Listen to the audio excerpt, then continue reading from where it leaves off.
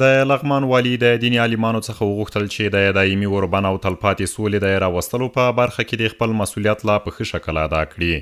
هغه وویل دیني عالمان باید د زده کوونکو د روزنې ترڅنګ د سولې راوستو په برخه کې خپل غږ پورته کړي. یارمل د دې ولایت د مرکز او ولسوالیو له ټولو دیني عالمانو څخه وغوښتل چې د دایمي اوربند او تلپاتې سولې د راوستو په برخه کې د خپل مسؤلیت لا په ښه شکل سره ترسره کړي. راځي د ټول وخت لپاره عمریابت لپاره اوربند وکړو. یوازې دا نه چې روژه زموږ د ولس مرګونه نه په روژه کې روا دي نه په خلاصه خوله کې روا دي. دا زموږ خویندې او سیاسي چې لچې پښې په دې ښارونو په دې ولسوالیو کې ګرځي در په دره ګرځي دا بې روژې هم دا غلط کارونه دي او دا د اسلام مخالف کارونه دي. نن خوا دې ټولې اسلامي نړۍ یو طرف ته ده چې وایي جنګ په افغانستان کې هیڅ شرعي اړخ نه لري. زه آماده یم د لغمان د والي په توګه تاسو زموږ منځګړي تاسو چې څه رقم اختیار د دې خلکو څخه اخیستی شي زما د خوا وکې ده درسره. د لغمان د ارشاد حج او اوقافو رئیس مولوي سید نجیب الله هاشمي وویل روژه د خیر او برکتونو میاشت او په همدې موخه د جګړې ښکیل لوري له ورور وژنې لاس واخلي ترڅو هیوادوال په ارامۍ کې ژوند وکړي. د دې مبارکې میاشتې د حرمت په لحاظ د علماو د حرمت په لحاظ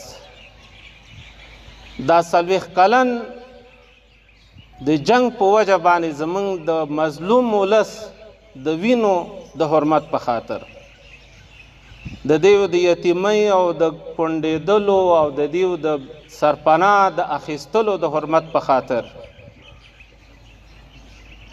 بیا درنه درخواست کوو چې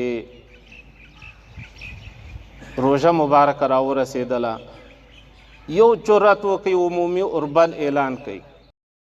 بلخوا بیا د دیني عالمانو په استازولۍ مولوي عبدالحمید هاشمي وویل دیني عالمانو تل هڅه کړې چې د حق غږ په ښه شکل پورته کړي.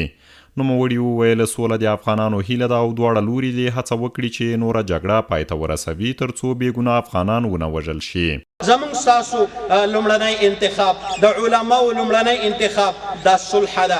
صلح چې په هر قیمت وي افغانان غواړي. د افغانانو لومړنی انتخاب صلح ده. لومړنی انتخابي جنگ نه دی دربدري نه ده جنگ او جګړه نه ده. د افغانانو او د علماو خصوصا د لغمان د علماو لومړنی انتخاب صلح ده.